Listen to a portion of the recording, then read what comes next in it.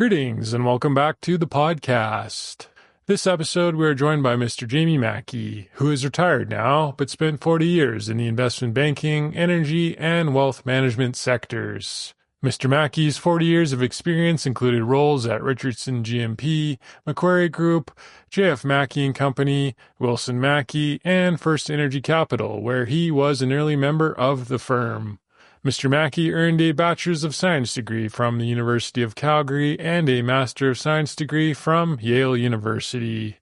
Among other things, we discuss the corporate finance days, 150 years in Calgary, and opportunities in the wealth management sector. This podcast episode is powered by ATB Capital Markets. ATB Capital Markets provides financial solutions and strategic advisory services to help businesses thrive. With a track record of successful deal execution, ATB is a full-service investment dealer with a deep understanding and commitment to the industries it serves. Visit atbcapitalmarkets.com for more information.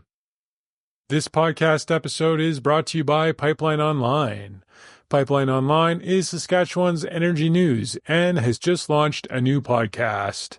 Watch for the new podcast on your podcast app or check out Pipelineonline.ca.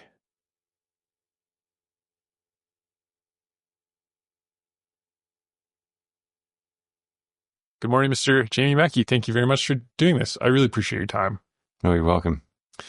Nowadays, you are retired, but if I'm correct, your most recent job was the Director of Wealth Management at Richardson GMP? That's correct. But as of late, fully retired. That's correct. Originally, you're from Calgary, though. That's right. Yeah, I was born here. And started work in the finance sector? How did you get into finance and investing and whatnot? Accidentally. I started off working for energy companies in Calgary when I came back from getting my master's degree at Yale in Connecticut. And it was an interesting time always to get into actually any point you get into the energy business is an interesting time. But I got in starting with Suncor Energy, and I was working in the economics and planning department there. And it was pretty rudimentary, the type of modeling that we were doing with projects, energy projects, gas plants, oil wells, gas wells, pipelines, etc., and determine the economic viability of the project. And so I got kind of my education on the ground of running economic models and building models for, approval, to get into the approval process for these various projects we were working on. And I worked there for a while, and then I moved to Hudson Bay Oil and Gas, which was the spin-out of all the Hudson Bay. It started as a spin-out of all the Hudson Bay lands in Canada that were related, had a petroleum potential on them, and were along the right of way of the railway system. So it was kind of an interesting company. And at that time, a gentleman by the name of Dick Haskane was one of the key chief executive officer there. So really nice guy. But I was working in the economics and area and sort of almost like an in-house consultant on building the models and doing the economic analysis of the various projects that we're working on. And then at that time, shortly after, a year or so after I'd been there working, Dome Petroleum stepped up and bought out Hudson Bay Oil and Gas, and they refused to take on financings and did the transaction with all debt at the time, which really kind of encumbered them. And I had some knowledge of economics, and it just didn't look like a model that was going to work through the whole business cycle, because oil and gas prices go up and down, revenues go up and down. And at the time, Jack Gallagher, who ran Dome Petroleum, was fanatic. Oil price was always going to go up. And our models actually included price escalations over a 20-year period they were exponential. So even at that time, starting at a $20, $30 barrel price, the projections eventually ended up at over $1,000 a barrel, which, seems laughable today, but they were serious about it. And he had gone and got huge tax concessions from the federal government, which was called super depletion. So in effect, companies investing from Europe, for example, like Germany, had some interesting tax system there that allowed people from in Germany to invest in Canadian energy projects, getting the super depletion as part of their program. And they ended up not having to pay anything literally for the money they were putting into the Canadian energy business. So for a while, Arctic exploration was booming because they could afford these really super expensive projects. Anyway, when the oil price, as it inevitably did, went down to relatively low levels, I made the move to go to a company called Canadian Hunter Exploration, run by John Masters and Jim Gray, who are pioneering the deep basin drilling and tight sands drilling, which was working reasonably well. But even with the sort of crude technology that they had for fracking and compared to today's systems, they were managing to get economic production out of these, particularly the flare sands. So that was interesting work there. Then what really got me into just a long preamble to getting into the financials business. I was at Canadian Hunter for probably 14 years. And then Canadian Hunter had a fairly flat structure, particularly for someone like myself who was in the economics area. And I got offered a job from a company called OMV, which is an Austrian company. They were going to come into Canada, had their sights set on spending hundreds of millions of dollars here, and it was early stage. So I went on as their business guy looking at marketing, particularly for natural gas, which was the main product they were looking for. And then it was in that time frame where natural gas prices took a major nosedive to 50 cents or less. Like they have even done that recently, but I was the first to get laid off, literally, because they didn't need anybody marketing gas that they didn't have. So we're doing economic analysis on projects that just wouldn't work at the pricing that we were seeing. So I had done part of that job was looking for acquisitions and investors, and that's where I'd met Brett Wilson. So he at the time was working for Richardson Company on the acquisition divestiture business that they had going, and he wanted to set up his own deal and asked me if I'd join him as his partner. So I had nothing at that time. I hadn't even started to look for another job, and I teamed up with him, and we started a little company called Wilson Mackie and Company. And then that became the corporate finance group at FirstEnergy. So that's the preamble of how I got into the financial world on that side of the business. You graduated from Yale University. Right. So you had options at the time. What brought you back to Calgary? Well, I thought it would be easy to get, being familiar with Calgary, I thought it'd be easy to get a job, easier to get a job than in the States, although it's probably been fairly easy in the States at that time. But my wife was pregnant and we're just going to start a family. And so I thought it would be prudent to get back where we could get some help and a job potentially to fund that, a young family. You didn't think of going to Wall Street? You know, I didn't think about it that much, really. I just thought we were going to return home, get ourselves grounded there and because it was just a lot of uncertainty with having to get, you'd have to get landed immigrant status in the States, and having a young family starting off would have been a bit more difficult. Your family's from Calgary. They've been here for quite a while, I think. When did they come to Calgary? I'm not sure the exact date. I'd have to look it up. But my great-grandfather, he arrived in Calgary, I think in 1880s. So he was very early on. He came when he was quite young, just out of school. Mm-hmm. I'm not sure whether he had any university training or not, but I don't think so. I think he just came as a young immigrant. His training actually was in the gunsmithing business, so he ended up opening a gunsmithing shop in Calgary and on 8th Avenue, and had that for a number of years, and then eventually got into developing real estate in the downtown core.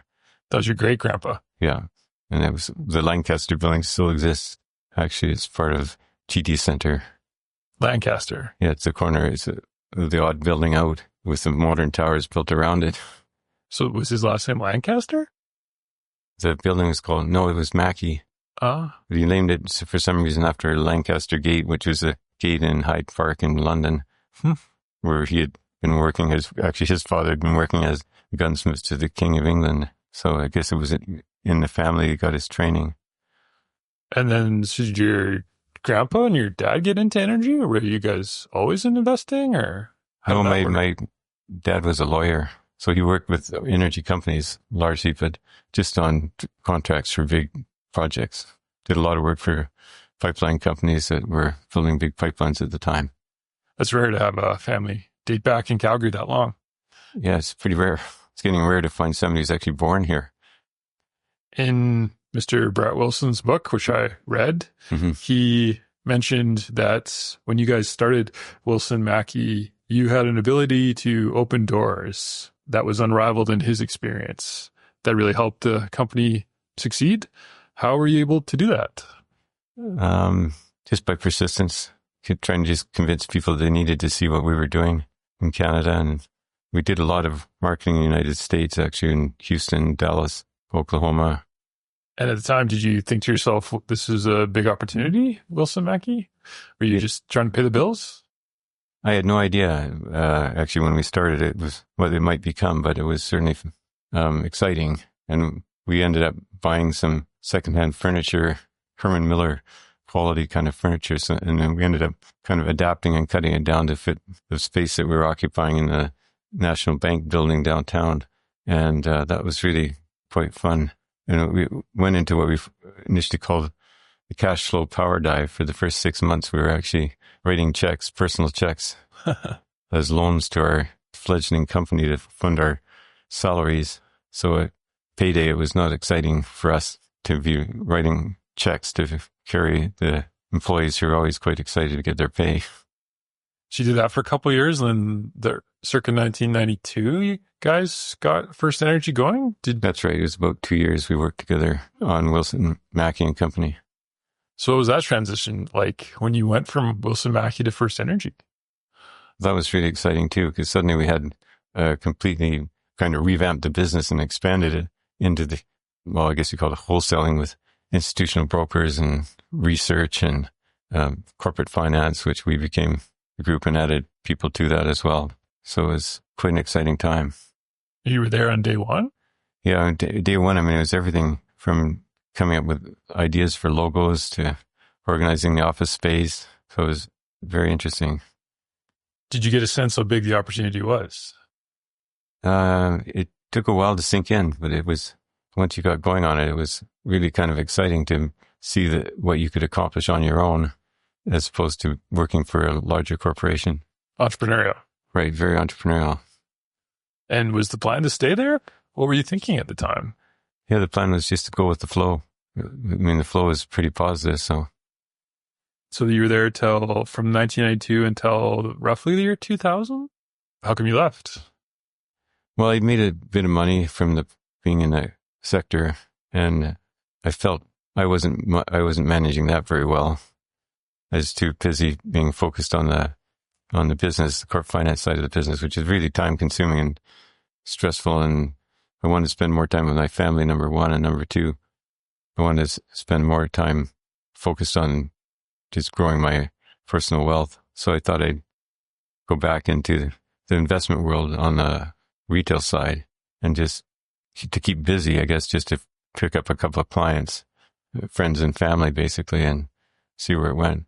But I guess I took it on thinking I wasn't going to be very aggressive to it and getting the business into a growth path, but it was hard to resist. So we built that business up in a number of different ways, but mainly just retail clients. And then we eventually got it up where my personal book was, over $1 billion. So then I brought in other partners that helped run the business.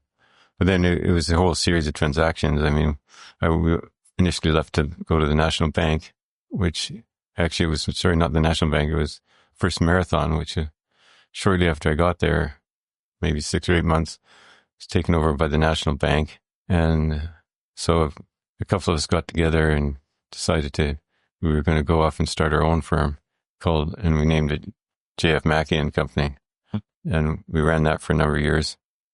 And then that got merged with Research Capital. And then we eventually found that a difficult platform working with the people in Toronto. So we branched out again and got hired by a company called Macquarie out of Australia. Then that got bought by Richardson, and then Richardson went from Richardson GMP to Richardson Wealth. This podcast episode is sponsored by Connate Water Solutions.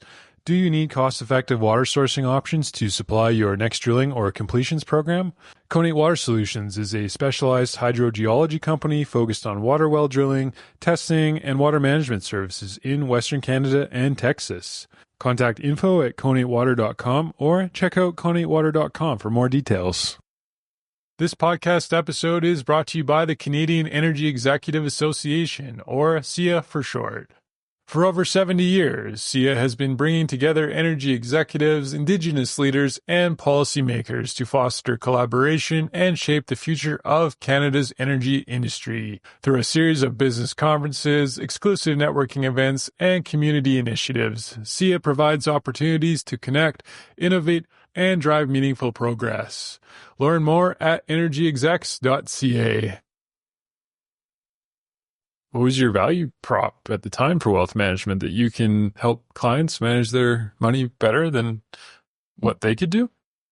Right, or the major banks could do this. Mainly, really, our competition was the major banks, and offering something for clients that was more, more approachable to the clients and hands-on, yeah. Which turned out to be good business too. Yeah, it's a niche business. I mean, the big banks are always going to be big, and most people have the desire to not be too involved with what their investments are doing and just rely on the power of the big banks to manage it for them. So, but for private wealthy families, they always like to be looking for things where they can have an edge or make a bit more money than just buying bank product. Did you miss corporate finance? Did you ever think about going back? You know, I missed it from an intellectual standpoint, but I didn't miss it from the kind of stress and workload. And it was nice because I could spend more time with my family. Mm-hmm. It kept going after you left FirstEnergy. If I'm correct, some of the busiest years were after, even when the trust took off and whatnot. Well, we were involved somewhat in the trust business. In 2000. The window didn't last that long because the Liberal government shut the tax benefits of doing that down fairly quickly when they saw what the magnitude of the demand was for this type of revenue generating product. But you'd gone by that time from FirstEnergy. Well, maybe just, yeah. Do you remember the Halloween massacre? October 31st, 2006? Oh, yeah, very clearly.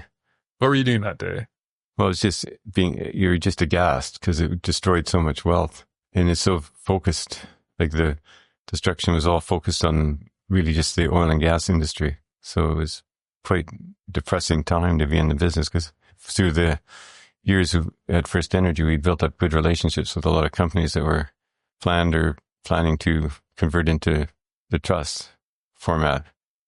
One of the major ones that we did at that time was a company called Game Host, which is a company that runs casinos in Western Canada or in Alberta.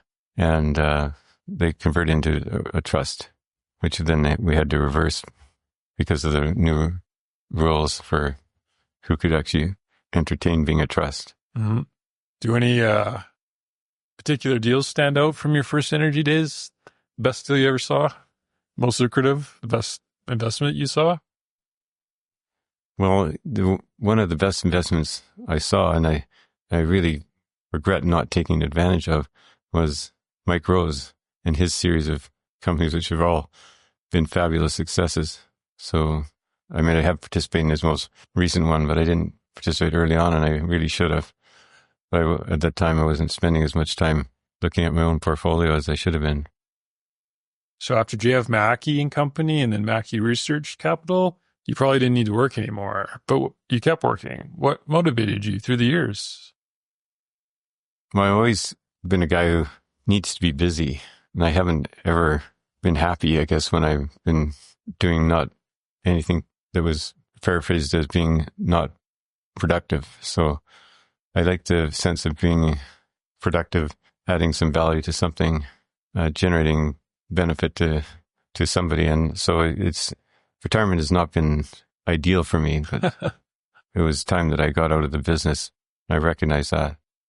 How about any leaders through the years? You probably met a lot of them, going back to Canadian Hunter and Anderson exploration, all the way up to now Tourmaline. Mm-hmm. You've met a lot of entrepreneurs and leaders. Besides the Tourmaline crew, do any stand out? A Wilson. lot of them stood out. The Bonavista guys stood out. There's a lot of good quality guys that came out of building oil and gas companies. There's a lot of them, and there are a lot of good guys. Coming back to Calgary, did you get a sense of the entrepreneurial spirit that existed? Did you recognize that coming back from Yale and being gone? I think I did. I had a sense of it because Calgary is a pretty vibrant place and it does have a bit of a culture of entrepreneurial behavior. And even, our universities here we're certainly working and have been working to keep them entrepreneurial, not just from teaching courses, but in the types of things that they're offering, the courses they're offering and that sort of thing. So you've seen Calgary go through a lot of changes through the years. Do any changes stand out that are good or bad? Have you noticed a big shift in the city or? Yeah, I mean, there just has been a lot of shifts in the city. It's become a big city now, and there's a lot going on here from a cultural standpoint as well, which those things tend to attract newcomers to the city. And it's a great city from, even from something as simple as the bike path system, which is, I think, second to none in North America. And the proximity of the city to the mountains and the development that's gone up there, it's all pretty easy access. Mm-hmm. And so it's a big attractant for the city to have that. It's become a big city. Mm-hmm. Is that good or bad?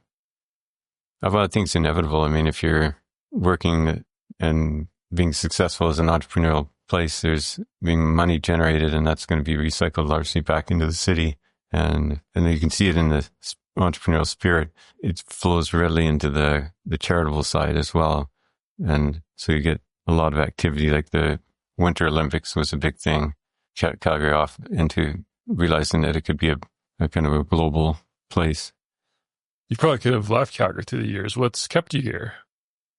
Well, the outdoor activities here have certainly been a focus for me, and family is the other focus. Although now with the situation I'm in with one son here, one in Arizona now and one in California, we're spending more time traveling in kind of a triangle pattern down to visit them and visit the grandchildren.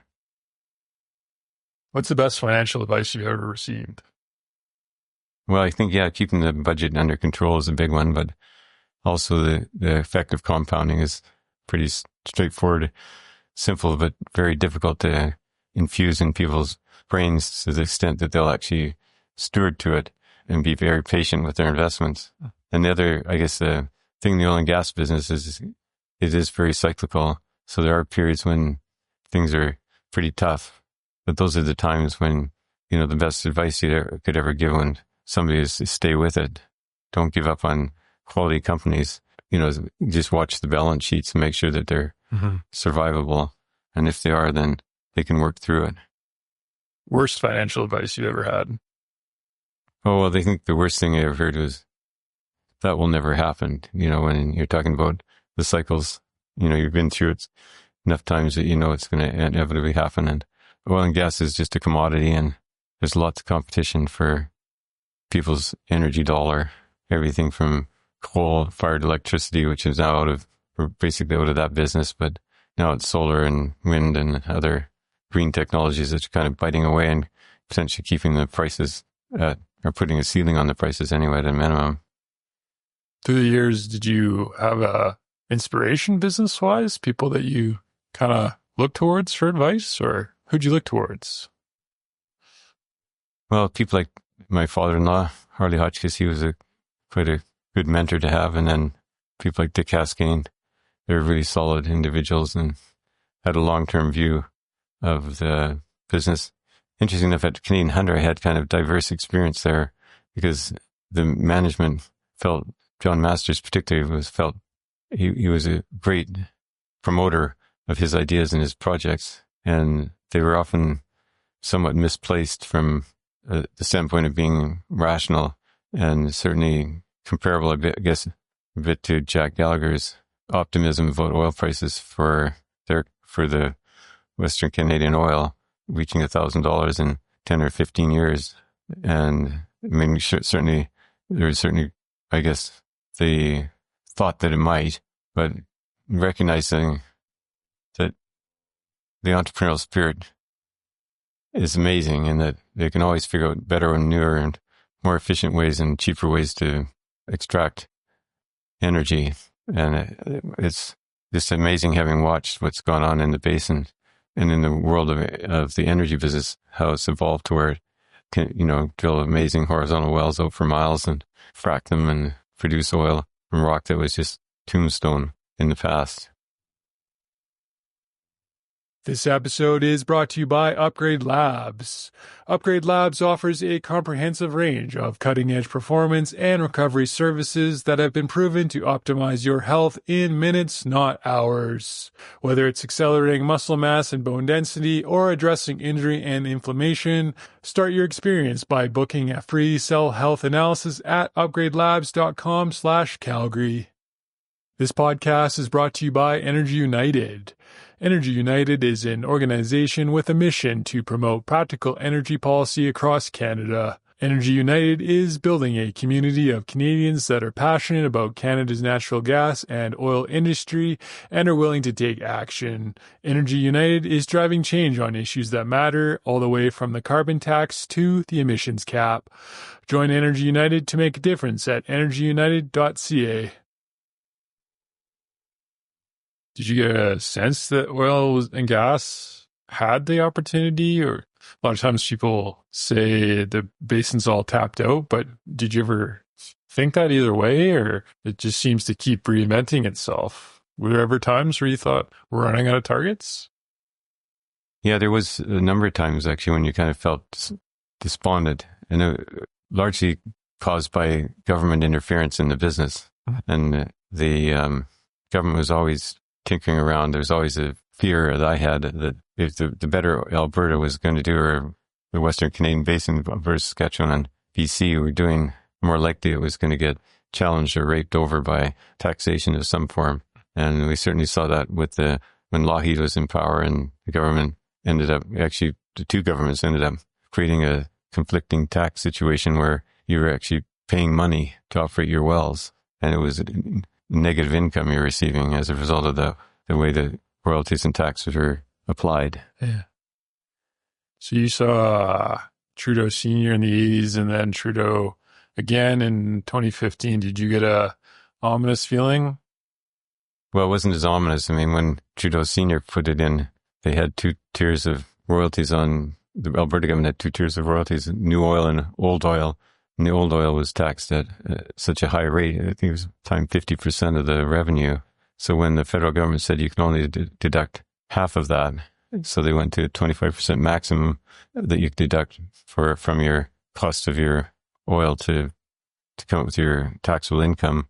It was very depressing because literally people were trying to figure out ways to sabotage their wells and shut them in because the government had made it illegal to shut down your wells if they were producible. Like, it was an unbelievable situation, and you just couldn't have ever fathomed that would happen in our business. Harley Hotchkiss was my father-in-law. What company did he have? He had a company called Sabre Petroleum, which is still going, actually. It's owned by the Peary family in town here. But he sold it when he was actually still fairly young, and he had built this little company up. It was amazing because he only had himself and his secretary, Doreen Warren, were running the company, and he had brought in partners into the business who were working interest partners. So they ended up kind of creating a pseudo company out of with engineering and production specialists. And Harley was kind of the entrepreneur. He was a geologist by training, but he was kind of the business guy behind the little company. I'd been back in Calgary. My Brenda and I got married when I went down to Yale. When we came back, it wasn't too many years after that he sold the company, and he kind of then just became businessman investor. And one of the big things he was involved in, of course, was the Calgary Flames. A lot of lessons to learn. Oh yeah, certainly good mentorship there. In the era of a index fund which can earn you roughly 30% in the year 2024, what role do you see for wealth managers in the era of low-cost index funds? Well, I think there'll always be a role for wealth managers, especially the way the banks are structuring their businesses. It's more where their investment advisors are not really advisors. They're selling bank product for the most part, but they're also just, their main function is to gather assets. Right. So that's a kind of a different approach, not being like the full service and offering opportunities that might be a little bit more interesting. I think the banks have a big role to play, obviously, because they control most of the wealth in the country, but the niche players I think the hands-on business is still important. Some wealth management businesses, the incentive is to collect as many assets as possible and collect your management fee on the other end, and that's the business model. Did you ever have to fight that tension in the wealth management? How did you align structures, incentives with your clients? How did you think about that? Well, that's how we tried to do it, and basically align our interests so that our fees that we got paid were intended by making wealth for the clients. So that was how we kind of handled it. But we were, I guess, very cognizant of the fact that we didn't want to become just wealth gatherers or money gatherers. Yeah. Do you think there's opportunity for independent wealth managers in 2024? I do. Yeah, I think that it's going to carry on. Well, maybe to wrap up, that's a lot of questions. Advice to a 30-year-old Jamie Mackie. What would you tell him? I say be honorable, be authentic. Always do what you say you're going to do, when you're going to do it, and why, and be very open about what you're up to, and just be prepared to open your book up and show clients what you're doing in your own account if they want to see that, and make it crystal clear that you wouldn't do anything with their money that you wouldn't do with your own. That's great advice. I think that is a good conversation. I don't know if there's anything else you want to add to the podcast. Well, if I think of it, I'll let you know. Not at the moment. I also have to acknowledge you've got a great art collection here as we record today. It's thanks. It's incredible. So it's been fun kind of putting it together. That's it.